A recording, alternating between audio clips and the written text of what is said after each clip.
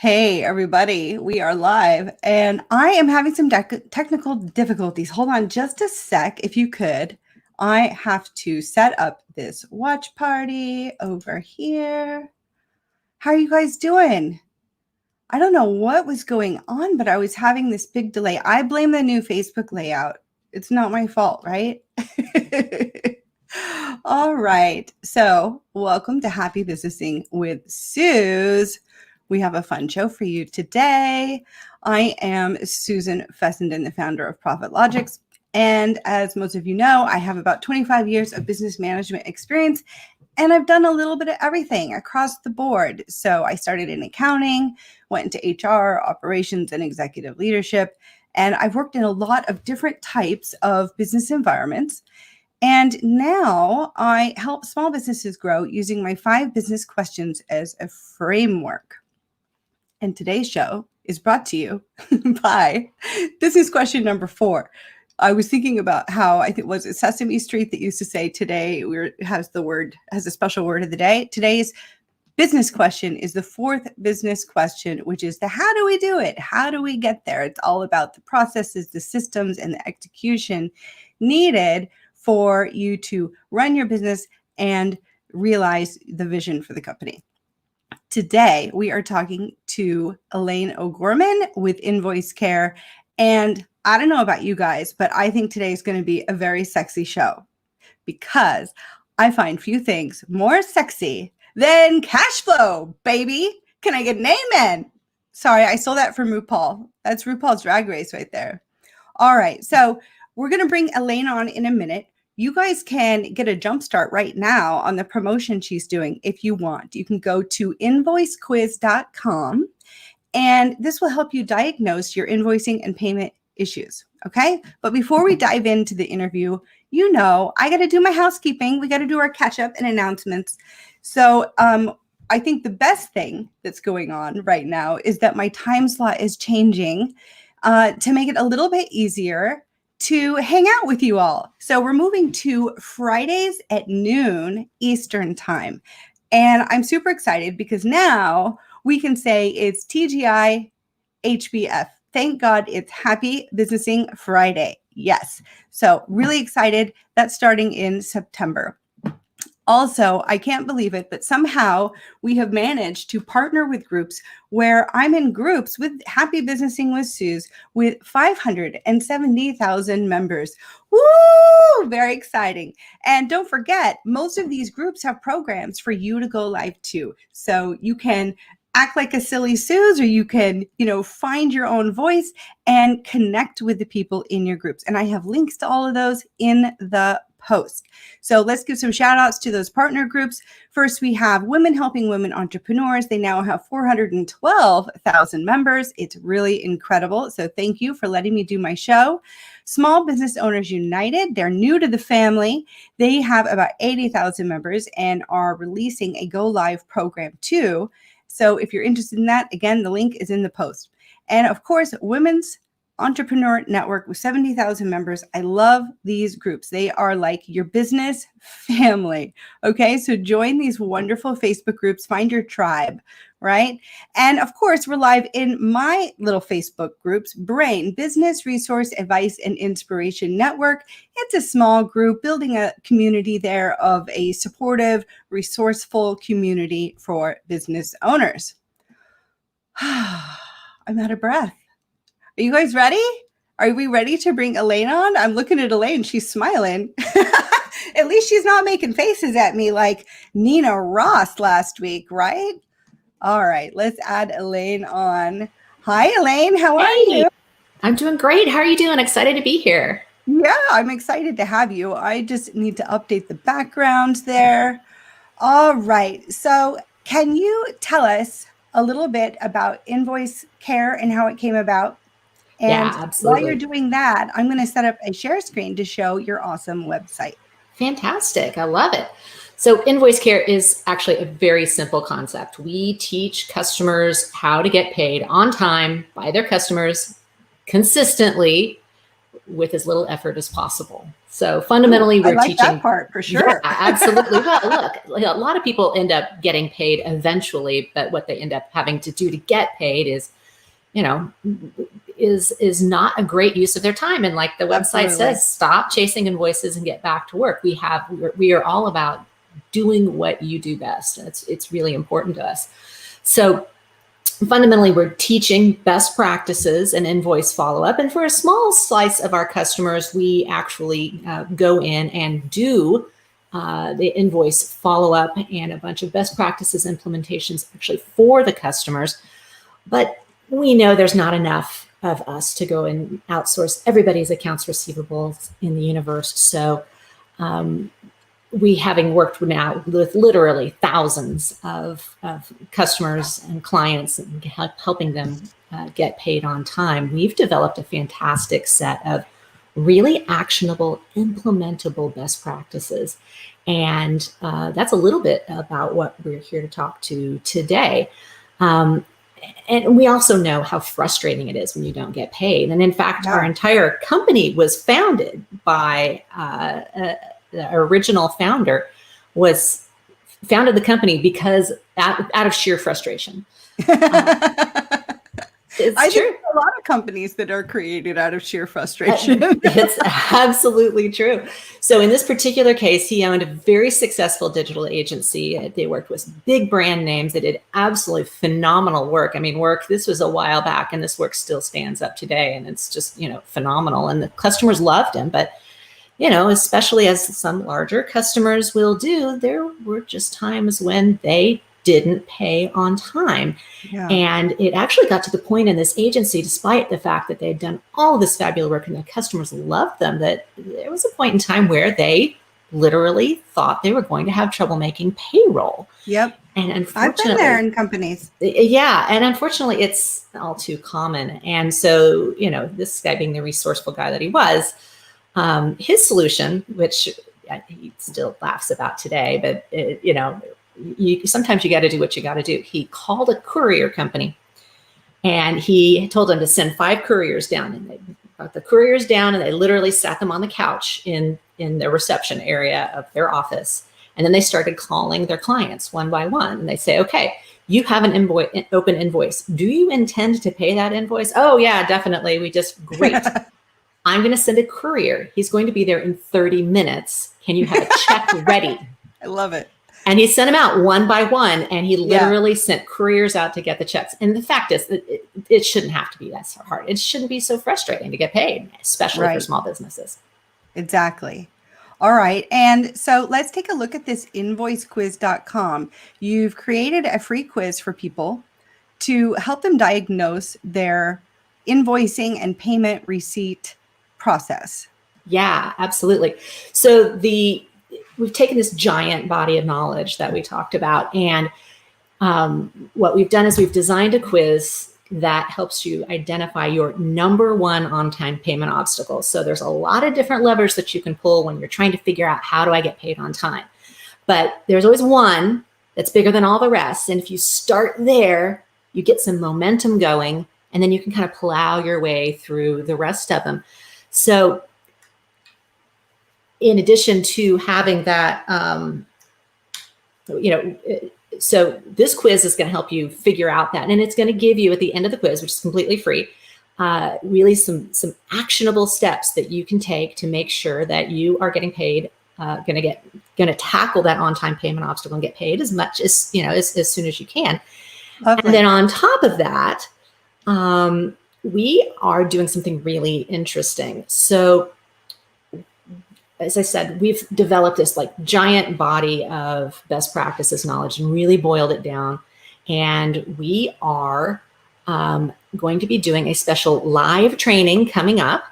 So as a thank you for people for taking the quiz, not only will you receive detailed information on your number one invoice payment obstacle, but we also have kind of a crazy offer that we're putting out, that we're launching today on this podcast. Awesome. Right here for the people who are watching here. And it's that you will receive 95% off.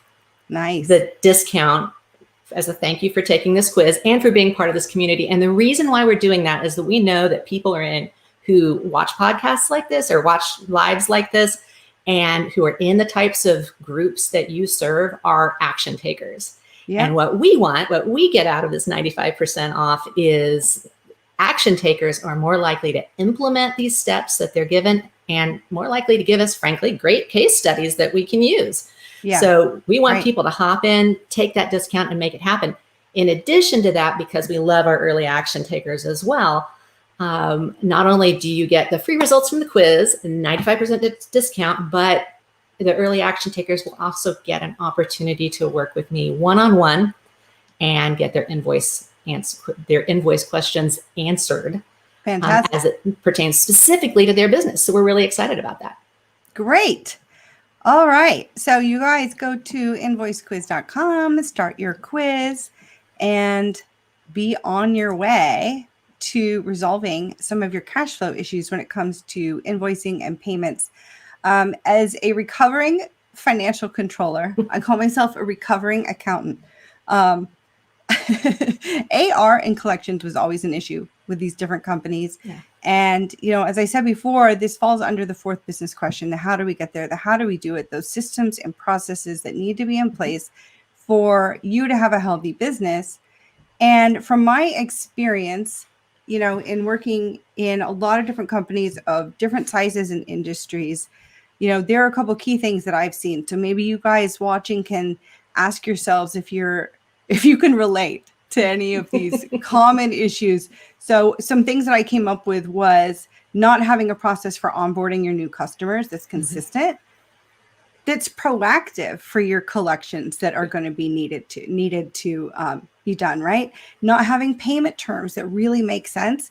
And oh my God, you guys, when I was talking to Elaine the other day, she told me some really cool payment term psychology stuff that she's going to share with you guys in a few minutes.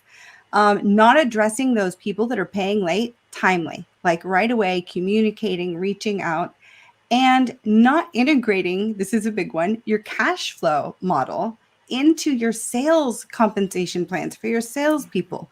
There have been many companies I've walked into and the salespeople were getting commissioned before these invoices were even paid. No, you want to align your sales team into the company's cash flow health, right? So integrate these compensation plans so it makes sense. One, I always recommend having commissions based on at least gross profit, not just revenue, guys, but also make sure that those commissions are based on paid invoices. So you guys aren't having to go back and do adjustments later. And so those salespeople are really aligned and integrated in the process, that proactive process I just talked about. So let's move on. We already talked about the quiz. And so who would you say your ideal customer is? What type of size or stage are they typically in? Well, like I said, we've got two things. One is there's clients that we work with directly, and those clients are typically going to be folks who are B2B companies who have a fairly large invoice size because we're going to work with them, and we're going to assign a dedicated agent to them who's actually going to pick up the phone and call. And we work every invoice, and this is a little different from some other models that are out there for kind of for AR assistance. Our goal is to have the least disruptive model possible. But for this quiz, one of the reasons why we wanted to even offer the quiz is because we know there's a very small slice of clients that we can help on the ground, right? That we can be AR staffing for. So really, the quiz is for anybody who sends invoices. It's for anybody who extends credit, anybody who has terms, from the solopreneur all the way up to someone perhaps that has a dedicated credit resource and just wants to kind of double check that they're doing everything they possibly can do to get paid on time, because getting paid on time is a really nice thing. Yes. So what is the difference between what Invoice Care does and a collection firm? Collection agencies are wonderful tools for the right time and place. But yeah, we are not a collection agency. We are purely staffing. So we have, a virtual receivables person who will be assigned to your account, who's dedicated, who your clients get to know, and who gets to know your clients. And the biggest difference, I think, between the way collection agencies work and the way that we work and models like ours work is that we work on a flat fee basis as opposed to a contingency basis. That's so typically, nice. right, when you work with a collection agency, you're working on a contingency basis. And it sounds great. It sounds like pay for performance, but it doesn't quite usually work this way. And this is why the collections agency has gotten themselves in trouble. They tend to overwork your largest invoices, of course, and they're not incented at all to work with your small invoices. So what you end up with is your largest customer's mad at you because this person is calling over and over, and they tend to be a little heavy-handed, right? Yeah. Then you end up with this pile of small invoices, which is the stuff you were trying to get rid of in the first place. So you get all the work, and your largest customer's mad at you. So for us, I don't care whether it's a $100 invoice or a $1,000 invoice. We're going to treat it the same because we're going to work on a flat fee. Now, that said, there's a time and a place to use collection agencies. And we have one that we work with that our clients can use, or, that they can use their own collection agency. If they've got a relationship with one, that's fine as well. And, collection agencies are great usually when someone is trying to actively avoid you. So, for instance, collection agencies are going to have skip trace resources that allows them big databases and techniques that they can use to track somebody down when that person is actively trying to avoid being found. But we find that's an incredibly small number of invoices, of calls that we're making, contacts that we're making. In fact, typically we've got 30 or 40,000 invoices under management at any point in time. We're still in the universe is pretty small, but 30 or 40,000 invoices under management at any given time. And we probably will have 15 in collections. So that's the proportion that you should, hopefully, if you're doing all of these things up front, if you're doing all the work and putting all the things in place, that's the proportion that you should be looking at in terms of collection agencies. Because those contingency fees, typically 25, 30%, they're not cheap. Yeah. Yep. Yeah, no, it definitely adds up. And you're totally right. I've seen it happen. Those collection agencies and their employees have compensation plans that, are all based on, how much you're collecting. And so those collection agents within the firms are focusing on those big dollar invoices first. And you're lucky to ever resolve some of those smaller ones. Yeah. So let's talk about timing of some of this. Now, you told me this story and I was horrified. But to pause for just a second. So I have a video editor that's now cleaning these up and putting them on YouTube for me. Hey, you guys, if you could subscribe, that would be awesome. But in my last show with Nina Ross, he added sound effects. And it's hilarious because Nina Ross had some horror stories. And when we said horror stories and was like, he added a sound effect like dun, dun, dun. So I'm going to do it. I'm going to do it because all this is going to get cut out. All right.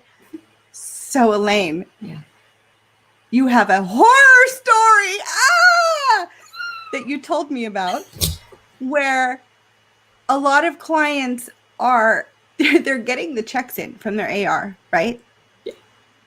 And then they just deposit them and they deal with applying the cash receipts later. What? It's true. And honestly, it's not uncommon. So, our goal when we work with a client is to be as kind of low impact as possible. So we try not to touch a lot of the internal processes. I mean, the whole mantra is get back to doing what you do best, right? Leave that whole invoice follow-up thing to us. Yeah. But of course, the only way we know that an invoice has been paid is it gets marked as being paid in the accounting system. So one of the things that we consistently have to work with customers, so there's going to be a lot of you out there who are going to be doing this, is clients who go to the PO box, get the check, rip the check from the advice, go to the bank, deposit the check, and then stick that advice over on a pile, and they'll deal with it when they do their month-end accounting.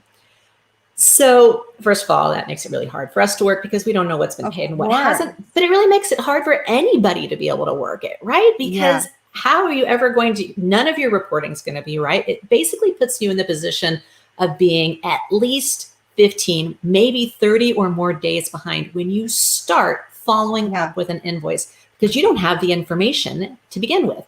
So if your CEO is about to go out with a client or a customer and go to lunch with them, I guess one of these days we're going to start going back to lunch with people, right? Yeah. There's no way for them to take a quick look and know, hey, this guy owes us 7 invoices because maybe he doesn't owe these 7 invoices. Maybe we just haven't caught up on paperwork. So that's one of the number one things internal process wise that we work with clients on is that you get it, market pay, because that gives you information and information is the basis for good action. Absolutely. And in my experience as, the financial controller and having an accounting team under me, multiple businesses. Oh my goodness, you guys, if you wait to apply these payments, that's longer for you to also have where things are familiar to you, where you can more quickly resolve them. I have my own horror story.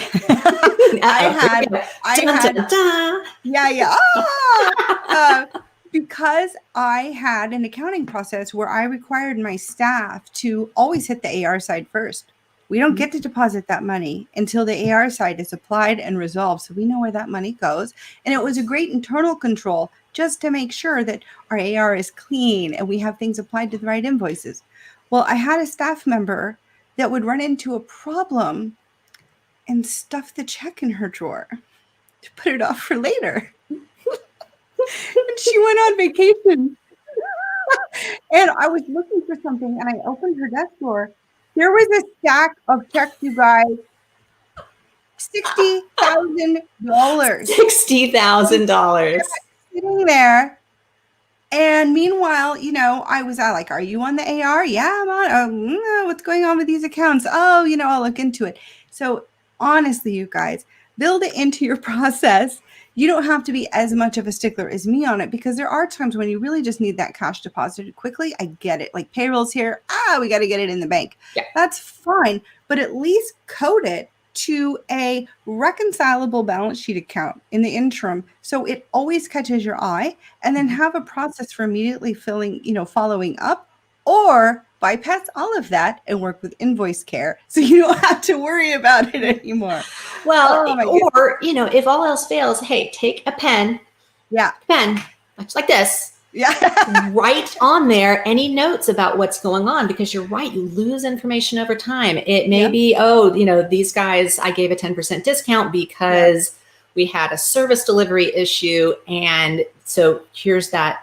And you pick the check up later and you put it in like, oh, these guys still owe us 10%.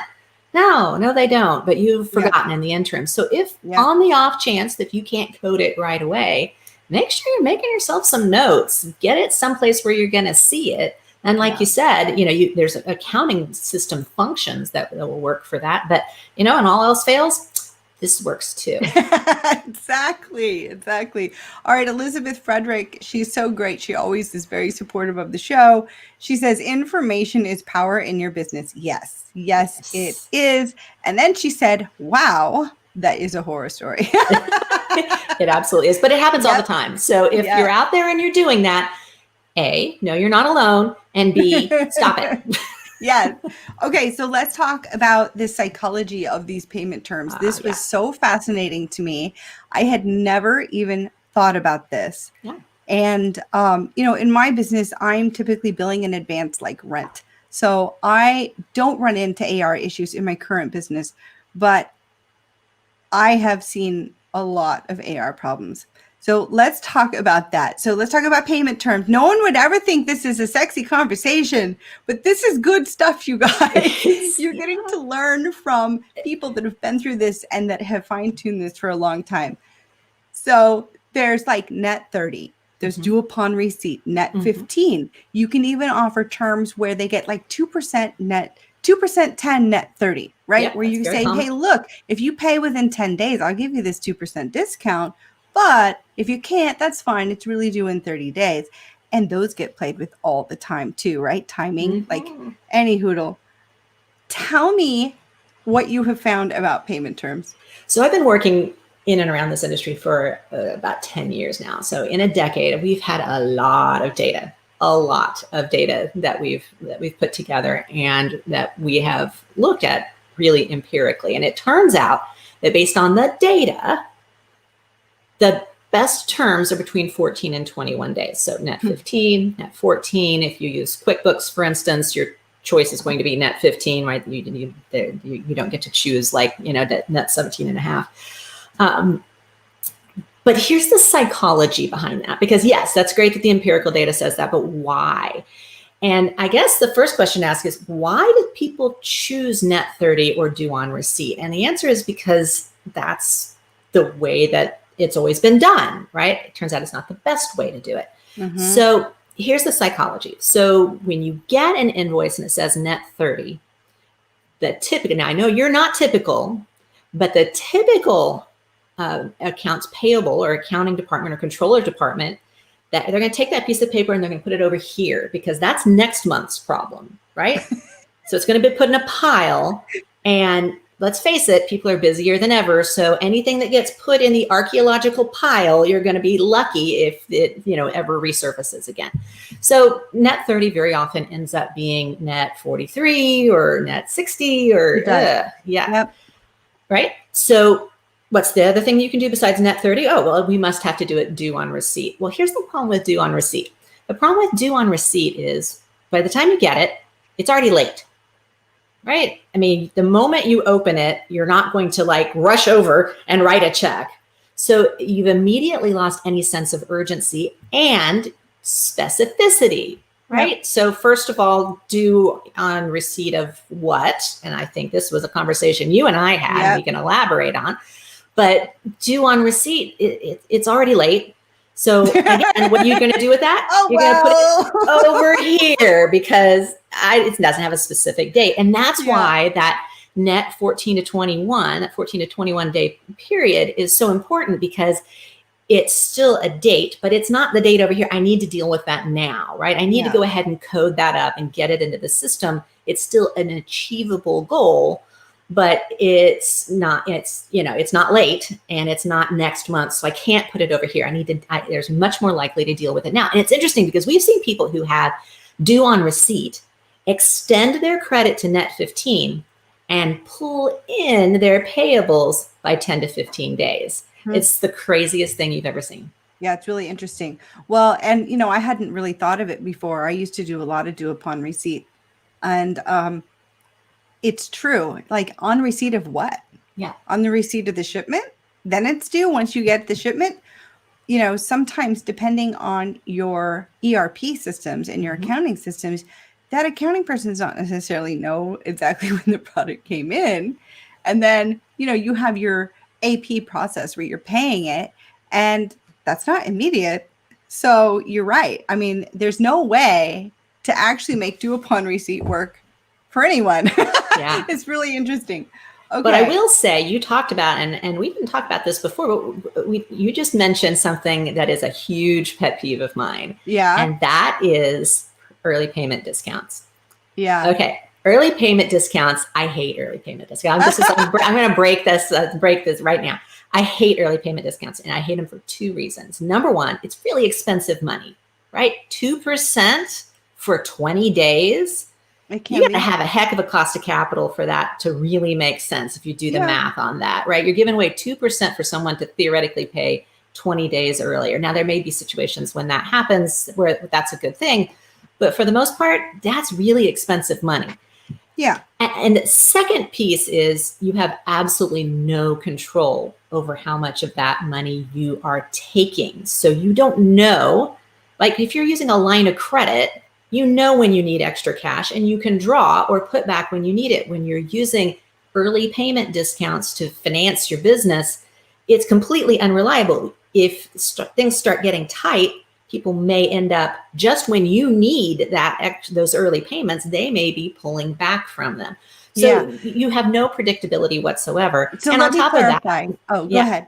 Large companies have a habit of, small companies do it too, But I worked for a couple of very large companies in their accounting system, and they would take the early payment and pay on their normal, the discount and pay on their normal schedule.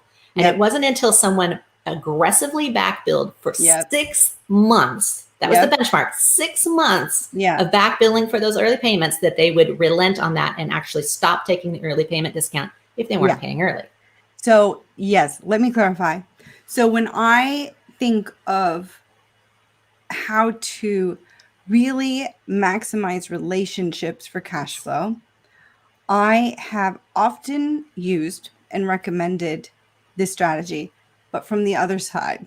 Let me explain. So for instance, other companies have cash flow crunches, and you as a company can benefit from that. If you partner with them and you have a conversation, how can we support you? You guys have been great. You know, your products are amazing. You're reliable. Let's partner. What do you guys need? And because they kept calling me saying, hey, can you guys pay this 30 grand early? Hey, is there any way you can pay and I'm like, why, yes, we can. Let's talk about that. You bet we can. Give me a discount. Okay. Yeah. So, but this is a case by case thing, right? It's relationship based. Right. You're leveraging both sides of the relationship for a win. And I will tell you guys, we saved a lot of money through leveraging these relationships and doing that on the AP side, right? With our vendors. And it's a win-win. They were in a cash flow crunch due to things that came up for them. We helped them out for a while. Sure, 6 months. Let's do for 6 months. We'll do 2%, 10. And then they win because they get that cash sooner, which helps them survive, which helps them be a better partner to us, more reliable to us. If they have cash flow problems, that's a threat to my company, right? And to our supply chain, right? Absolutely. So that's really where I love like playing with terms with your vendors as a partnership.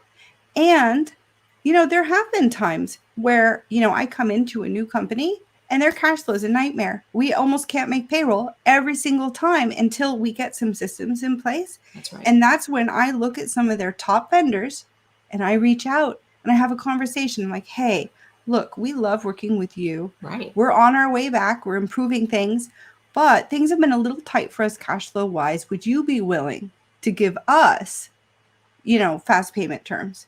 Yeah. And you don't want to be throwing it around. I agree with you. It's a lot of money to leave on the table, but when you're in a crunch, it is there for you.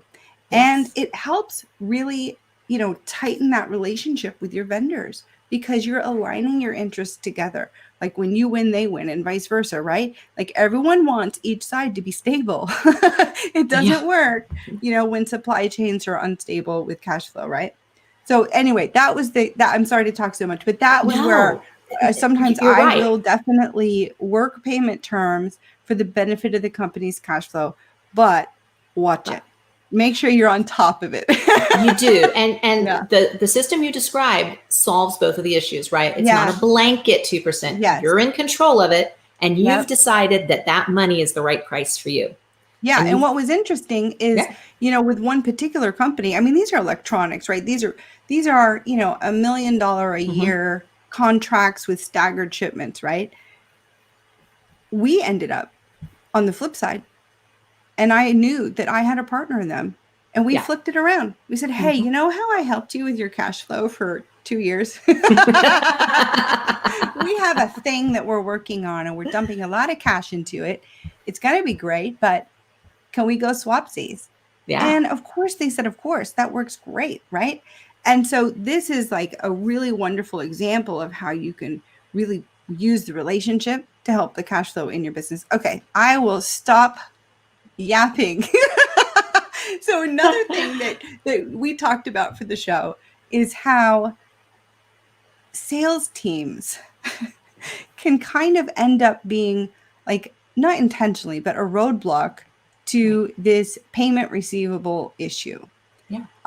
You know, in my experience, especially when I'm a new controller somewhere, trying to integrate new processes and align everyone on the cash flow needs of the company, the sales team is often very leery and very cautious. Like, oh, don't bother my customers. Yeah. Oh, no, don't get involved with these transactions. I need them happy. We have a big deal we're working on, Right. you know? And so then you sort of like empower your sales team to have some of these tough conversations. And I've rarely gotten good results when that's the case. What do you have to say about this? This happens a lot. It does happen a lot. And I'll tell you a story. So I went in, was asked to come in and take a look at receivables for a very large accounting firm. Now, this is like a regional sized accounting firm, right? Yeah. Right. So it's not mom and pop. This was, it's not one of the big X. What are we at? 4 or 5? I don't know. But a good sized regional accounting firm. I went in to look at the receivables and did my typical analysis and, came back to them and I said, okay, so let's talk about a couple of things that stood out to me. And here's one client in particular, and it seems like they would be a good place for us to start because they've got a variety of things that are outstanding, and they've been outstanding, some of them for, 8, 9, 10, 11, 12 months. Oh no, we can't talk to them. Okay, why can't we talk to them? Well, we're about to start, this is a big tax firm. We're about to start doing their returns for this year. And if we bug them, they might not give us about payment for last year's returns. They might not have us do this year's returns. Terrible position to be in. And I said, okay, there's a phrase that we use for that. And the phrase is called pro bono work. Right? If you want to give them free taxes because they do something else for their business, like there's strategic reasons to do this, right? But if you're just, why would you want more business from a client who hasn't paid you for the same work that you did 12 months ago? Right. Really? Now, there may be an answer to that question. That answer may be, well, they've referred us 12 more clients, or it's the CEO's brother-in-law. I don't know. It doesn't matter. And those are business decisions. But if you know you have receivables that are not going to get paid and you've made a strategic business decision for whatever reason that you're not going to go after them, get them off your books. Right? Yeah. All it's doing is screwing up your visibility on everything else that you've got going in your business. It looks like cash that's pending. It looks like cash that's going to come in the door. The cash is not, you've decided that cash is not coming in the door. Get them off your books. Get better visibility on the stuff that is there so that you have some ability to track and trend and look at day sales outstanding and have it be meaningful by getting that stuff off the books. And hey, there's nothing wrong with pro bono work. I'm just not a big fan of accidental pro bono work. Exactly. Oh my goodness. It's funny in my notes. I actually said exactly. That's really funny. All right. So we have a couple like quick, easy tips that we came up with. Yeah. I'll let you go over them unless you want me to go over them. Right. Well, why don't you call them out and let's do a little description of it. All right. Number 1. Don't offer credit on low ticket items. Save yourself the trouble. Yeah. I've got I have somebody who came and talked to me, most sincere guy, runs a great business, but was having a lot of trouble with AR. And what this guy did is he had a business where they went around and they changed the fry oil in restaurants, right? It has to be changed out. Oh, that's right. Yeah. And you can't just dump that stuff down the drain. Has to be handled as a certain level of hazardous waste. So you have to have a company who comes in and gets rid of the old oil and puts the new oil in. So they drive a little truck around and they go serve these restaurants. And of course, this is done on a very regular basis. It might be weekly, it might be twice a week, it might be bi-weekly, whatever they decide is appropriate for their restaurant. Great. So this is a regular business, right? Yeah. And recurring, it's the same amount of oil every time, so same charge. So what this really starts to look like is a subscription model, right? And it's really that's what we're ending up with. But what was standard in the industry is to send a bill after you do the work, and then you have to go and chase them down for the money. Now, if you've ever worked with restaurants, right, trying to track down a restaurant manager to get a bill paid is nearly impossible. And especially a small one. Yeah. And even the large ones, a lot of them will delegate that down to the manager or the district manager level. So you're trying to, especially if it's district manager level, you don't even know where that district manager is at any particular point in time. Like it's Tuesday, they're in Boston. I don't know. Who knows? They're at location 607. So what we talked about is like, he's like, but that's how the whole industry does it. I'm like, okay. So the whole industry and the price point that you have it set up for that whole industry is getting tagged with this horrible follow-up process, a terrible cost of capital, having to put all this extra work in. So what happens if you have a credit card on file, right? Or a bank account on file where you can do an e-check or some sort of an ACH? You have them sign off that it was done. You can still even offer them terms if it makes you, if that's what it takes. You can say, oh, we're gonna draw the money X number of days after, if you have to. But eliminate that whole, we're gonna send you a piece of paper, even if an email, right? And then have you have to take an action. It's good for the client. It's simple. Good for you. It makes a lot of sense. He's like, well, there's going to be people who won't do it because the competitors, will do this. Like, okay. Then think of all the money that you might save by doing this. And does that enable you to price more competitively? Like if you really have clients or customers that are just like, no way, I'm not going to do this. And by the way, that won't be as many as you think because changing suppliers is a pain in the butt. So especially if you're offering them the same kind of payment window, they're not paying any later. Remember, they're just less hassle for everybody. They want a streamlined, easy process too. They really do. They may not like the change initially, but everyone wants a more streamlined process. Right. So don't be afraid of talking to your customers about how to make this easier and faster. Absolutely, absolutely. So that was a great example. And, the service was maybe $100 a pop, right? So it's $100 every month or every 2 weeks, something like that. The bottom line is if your invoice size is that small, or if your kind of average billings per month are that small, you shouldn't be extending credit. As much as I would love to have you as a client, you shouldn't be extending credit in the first. You shouldn't be issuing invoices. And so even if that's your industry standard, I really encourage people to take a look around and see if there's something that you can do to convert as many of those customers as possible over to some sort of credit card on file type of system. Even if that means playing with your pricing a little bit or playing with your terms a little bit, but the amount of work that it eliminates and the amount of predictability that it puts into your business is huge. And so, you really need to be taking a look at that. Yeah. I mean, one of the things that we made note of to talk about today is, what if the customers don't want to change these payment terms? What do you do? Right. And, you said, think about what it would be like to not have outstanding invoices. I mean, are you willing to be more take it or leave it with some of these customers if you're saving all that time and money and stress and all of that? And how much money and time would you save if you weren't dealing with those issues, right? Absolutely.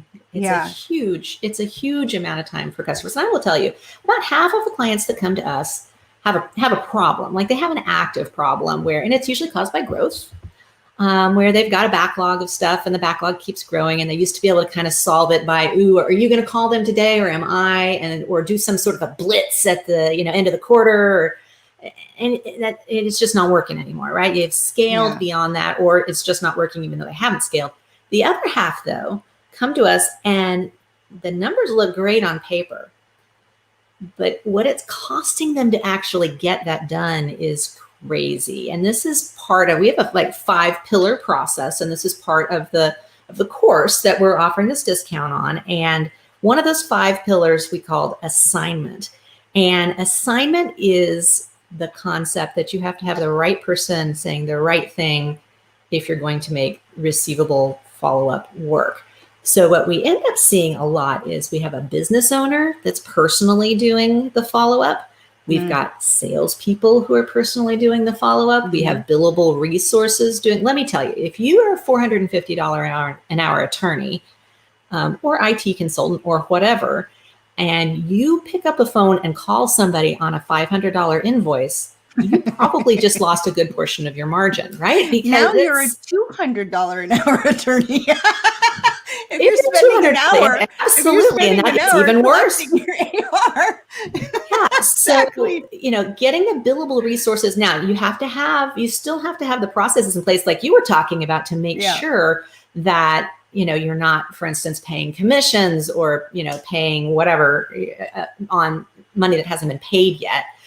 But imagine the resources that you could recover back into your business if you as the business owner or your salespeople or your customer service people who are supposed to be doing other things or your, God forbid, billable resources were to stop doing that and start doing the thing that you hired them for. Yeah.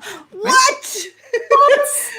And let's get back to do what you're doing best. Yeah. Hey, Adam Reefy. Hold on a minute. Okay. So now I want like a sound effect. Imagine what would happen if your sales team and everyone on your staff was able to actually do what you hired them to do instead of deal with AR.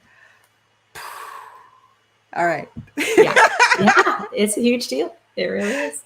Oh my goodness. All right. So typically your clients are invoicing bigger ticket items. I think you said over $1,000 and have businesses in the range of like 2 million to 20 million a year in revenue. And it sounds like this quiz and this course are super cool because it helps bring your best practices to a more broad audience, even smaller businesses and businesses of all size. So, just a reminder to all of you guys, go to invoicequiz.com, take that free quiz.